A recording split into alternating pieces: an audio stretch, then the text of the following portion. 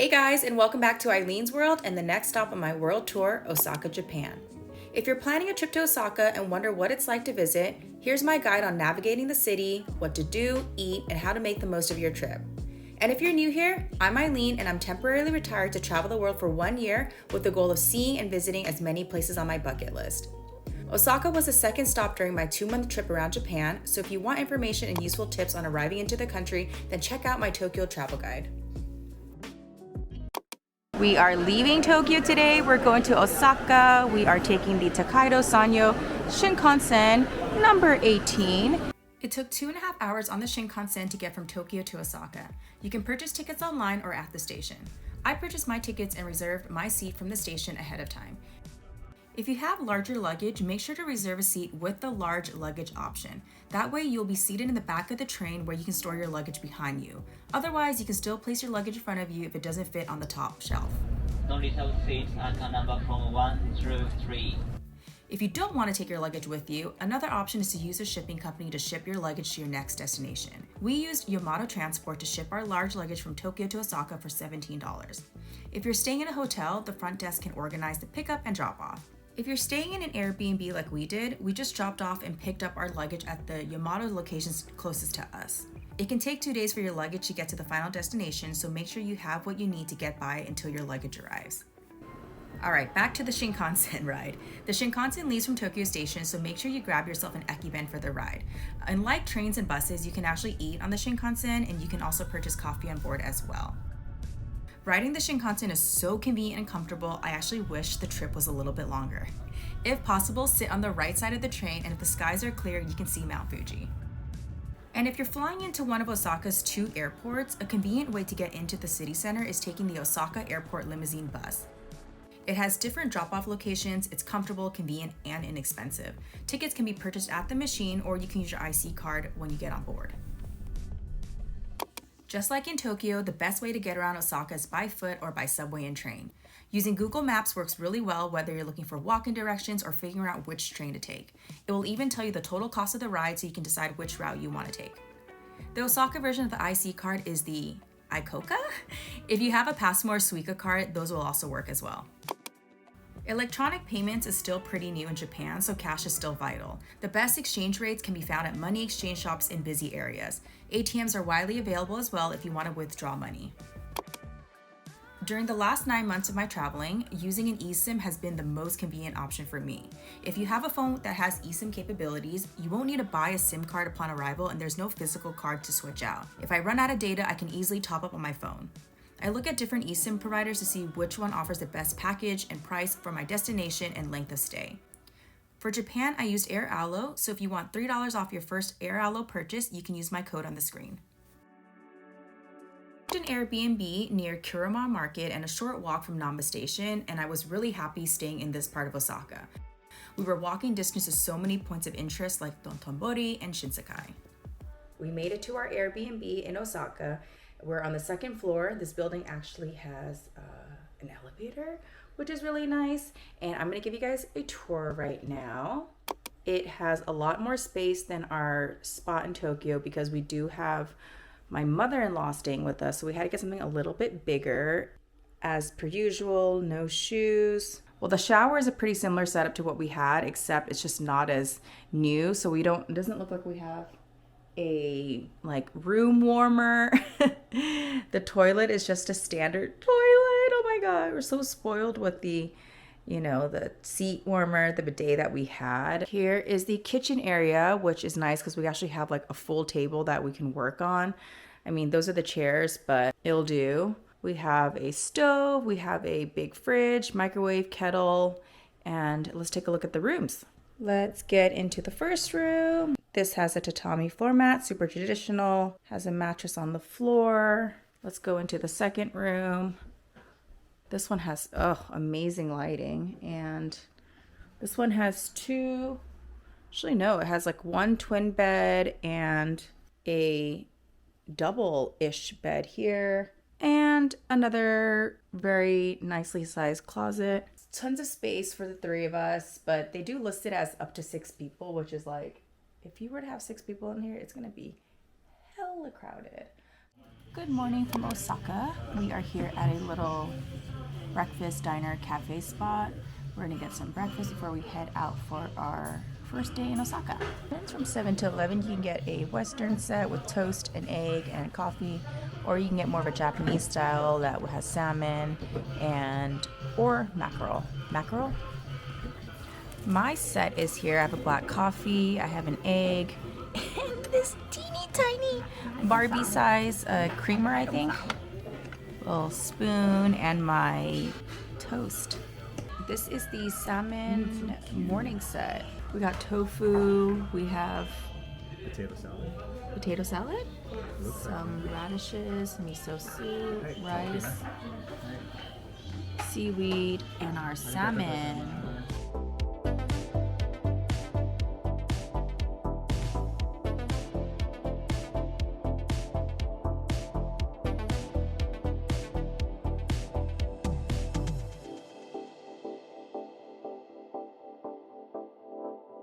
Years ago when I was here, there used to be a giant blowfish lantern.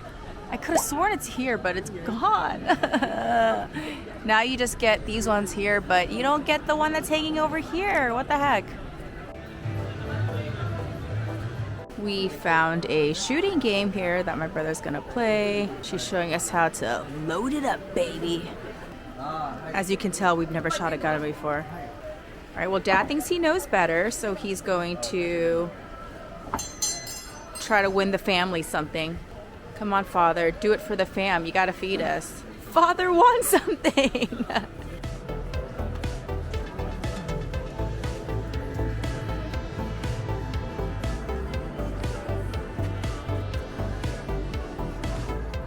Not a monchichi with the takoyaki head. If you need a food break after all the shopping and shooting, here are some options in the area. McDonald's Japan always has fun seasonal items on their menu to check out. Saw this poster outside McDonald's, which is a bacon potato pie, and I'm like, yep, we gotta go in. We gotta try this. Got a uji matcha frappe and the potato bacon pie. Oh, very sweet. Let's open up the bacon potato pie. One hand. Oop.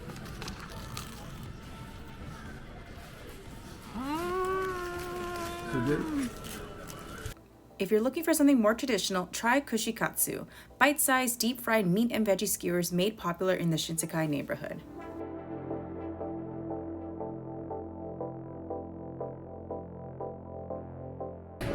Damn, I missed it. I missed the arrival. Wow, Mom's obsessed. This is the Shinsaibashi set, which has 15 skewers in it. I got a chuhai, banana, sochu, and sparkling water. We got a cheese one. And if you need something sweet after your meal or even just a light meal, visit a kisaten, which is an old school Japanese coffee shop. Keep in mind, some kisatens do allow smoking, so if that bothers you, you can do what my dad did and just leave. Here, we ordered some traditional kisaten sweets like melon cream soda, custard pudding, and shaved ice.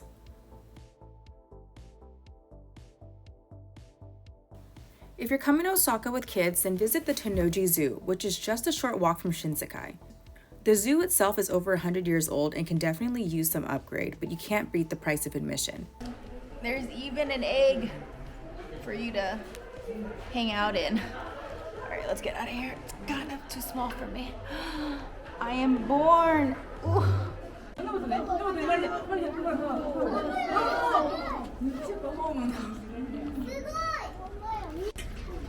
So here we have a statue of Rita and Lloyd, and Rita was a chimpanzee that came to the zoo in 1932, and she was very intelligent. She would walk on stilts, ride on bicycles, and she would even eat with a fork and a knife, just like a human.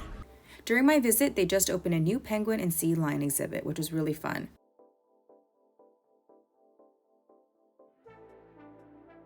The highlight for me, though, was seeing the red pandas in person. There's also a kid-friendly cafe and several food carts if you want to grab some lunch there.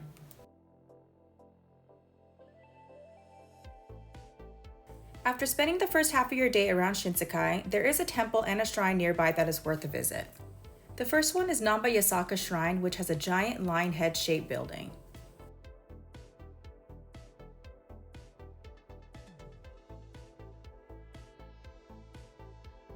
So for the low price of 300 yen, you can get one of these carps, these fishes, and they have like a love fortune in it. And the second is Shitennoji, which is Japan's oldest official temple.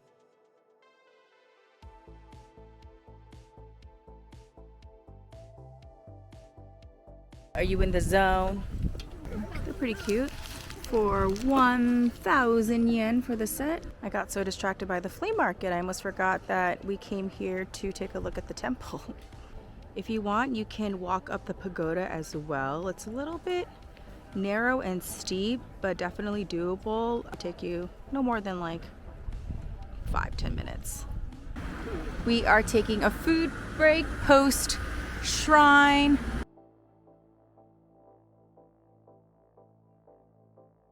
Itadakimasu.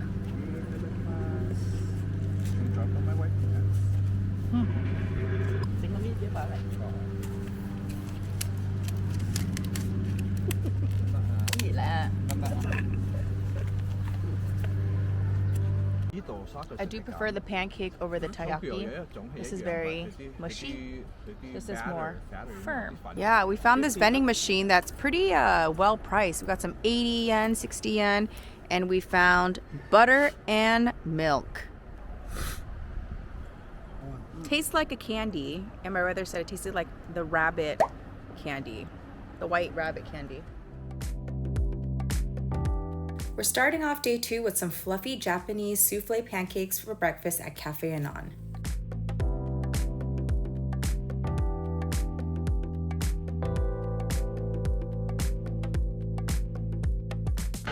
Just finished up our pancake souffle pancake breakfast, and I think that's something you should definitely try if you're in Japan.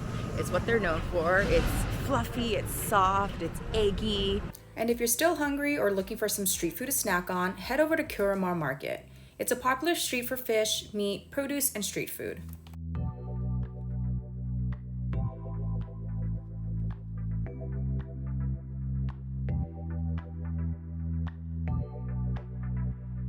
And not far off from Kurama Market is Senichimai Dogu Yasuji Street, which is lined with stores specializing in kitchenware and cooking items.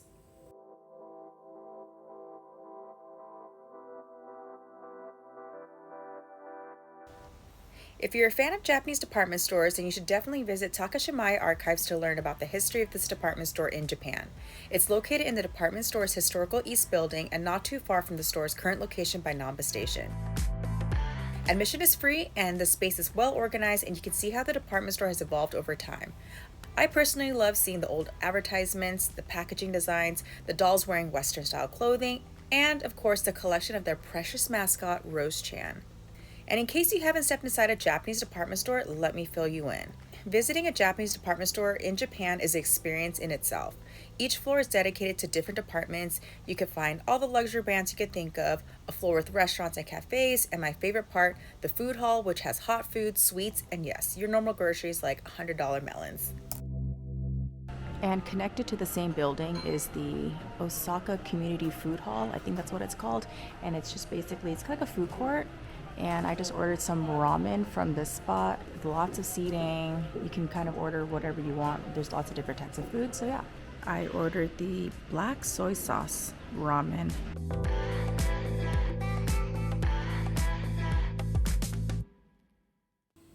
If video games, anime, and electronics are more of your vibe, then walk over to explore Den Town, the Osaka equivalent to Akihabara in Tokyo. If you're on the search for just really random figurines, here you go. This has to be one of my favorite stores because you can find so many things of whatever anime that you like, and it's pretty cheap too. This is what we're having. They call it Japanese soul food. And we just found this spot just walking past by and tempted by the fake food they have in the front. It was like all sorts of spaghetti with cheese on top. There's like a carbonara looking one.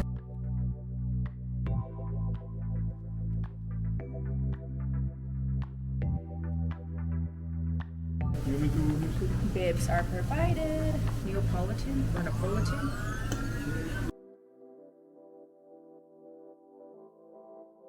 If you're looking for something more traditional to eat, you can also try Miyomato Munashi, which is just a short walk from Denden town. They specialize in Japanese set meals at very reasonable prices.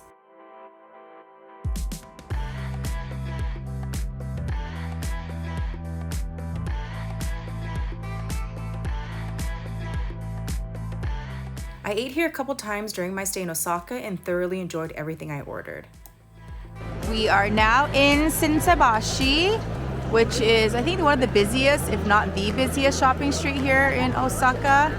Shopping, shopping, shopping, shopping, Shinsaibashi Street. We got some Doraemon, Choco, and Cookie. We have I Love Japan, Hello Kitty Strawberry Choco Daifuku. And of course, no visit to Osaka is complete without visiting Dotonbori.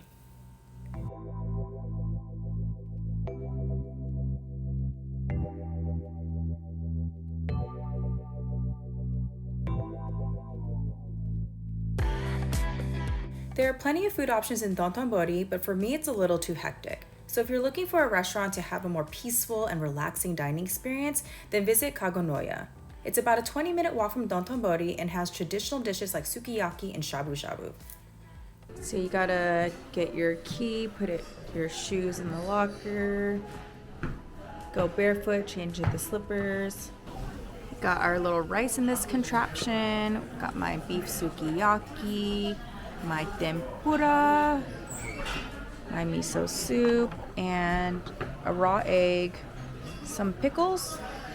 Beat the eggs, take a little bit of the meat, dip it in here.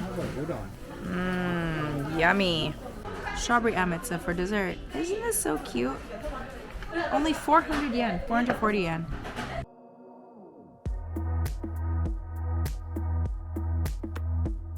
We are in line to get tickets, and look, they accept credit cards and also Passmo and etc. etc.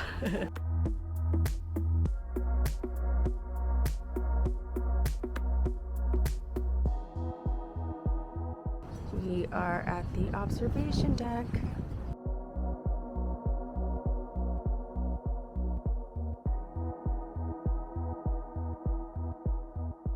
So right next to the castle is this building called Muraiza, and it has shops and restaurants. So you must be thinking what I'm thinking, which is this building looks so different from the Osaka Castle, and that's because it was built in 1931 and it was the headquarters of the Japanese Imperial Army's 4th Division.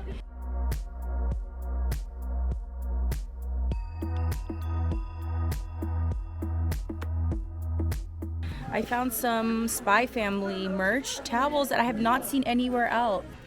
Not the Cupid doll, dressed like a, I don't know, samurai? He has a sword. After Osaka Castle, you can take a short train ride to Umeda, the main transport hub of Osaka. It reminds me of Shinjuku in Tokyo since it's modern, full of lights, shopping, and dining options.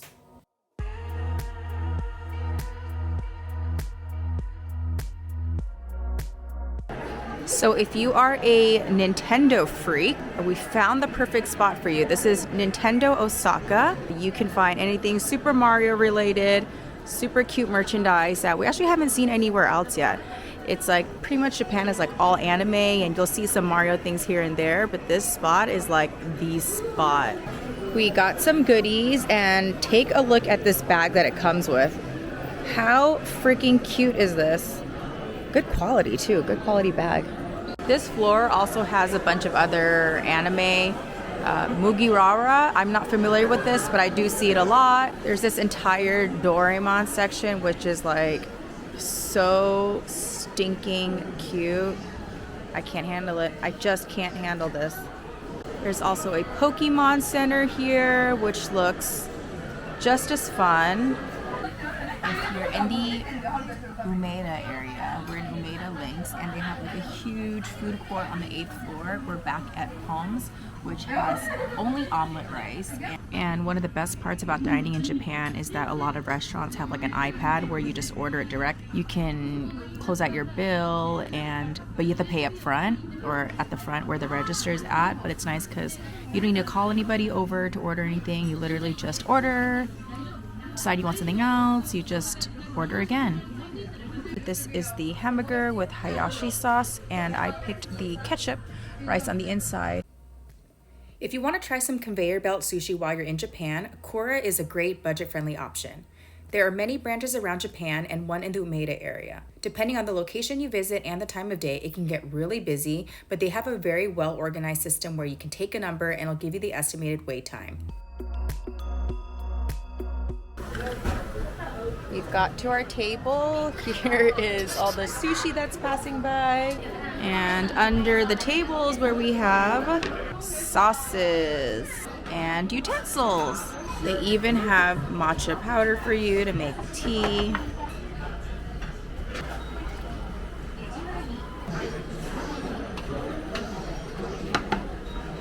My strawberry chuhai is here. I found this on the menu. It's a strawberry vinegar and milk drink. I was very curious. Let's try it.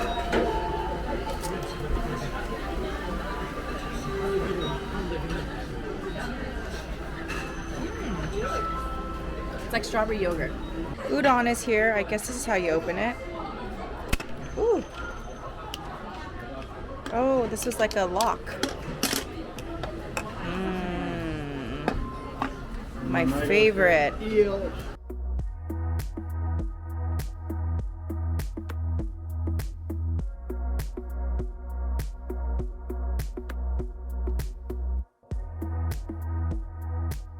This here is a fried cheddar cheese tempura roll. Not bad. So for every 5 plates you return, you can actually play a game. And on our second turn, we won something. All right, you can open it. Oh, it's an eraser. Demon Slayer. So we just finished up with lunch at Kura Sushi, and aside from being good, cheap, lots of variety, one of the best parts is that you literally don't have to speak to a human being. Everything is self-service. You can self-check out. I mean, we needed someone to help us out of credit card issues, but aside from that, you don't have to talk to a single soul, which is so nice. And if you have an extra day to spare in Osaka, here are my 3 day trip options. Number 1, Nara. Nara is less than an hour by train from Osaka and is a great day escape from the city life. Of course, it's known for the deers that roam around Nara Park, but it's also home to one of Japan's biggest bronze Buddha statues inside of Todaji Temple.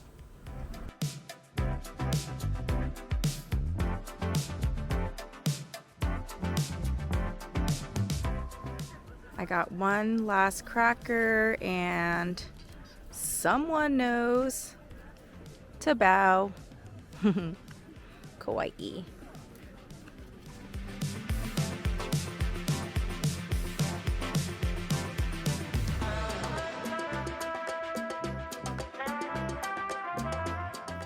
And aside from deers and temples, you can also stroll through the streets of Old Nara, visit a traditional home, shop for souvenirs, and see these cloth monkeys hanging on almost every door. Number 2, Kyoto. Kyoto is about an hour by train from Osaka, and if you take an express train, it's even quicker. While I prefer to explore Kyoto over a couple of days, I have been to Kyoto before on a day trip on my very first visit actually, and was able to see most of the city's highlights. And if you start early, you'll be able to do the same. And if you haven't done so already, Kyoto is a great place to rent a kimono. Keep in mind, most attractions like Arashiyama Bamboo Grove, Kinkakuji, and Fushimi Inari Shrine are far apart, so you'll most likely be using the train or bus to get around. If you really want to get from place to place quicker or short on time, you can consider using the taxi as well. Number 3, Universal Studios Japan. If you're a fan of theme parks or traveling with kids, Universal Studios Japan cannot be missed. I've been to most Universal Studio parks in the world, and this was the most impressive, especially with the new Super Nintendo World. We came on a rainy day and still had a blast. And unlike visiting Disneyland Tokyo, Universal Studios Japan is a lot closer to the city center and requires less travel time, which is always nice. And that wraps up my Osaka travel guide. Leave your questions, comments, and feedback down below. I have more Japan travel guides coming up, so make sure you're subscribed. And don't forget to follow me on Instagram for real-time updates on where I am in the world. Arigatou gozaimasu for watching, and I'll see you guys in my next video.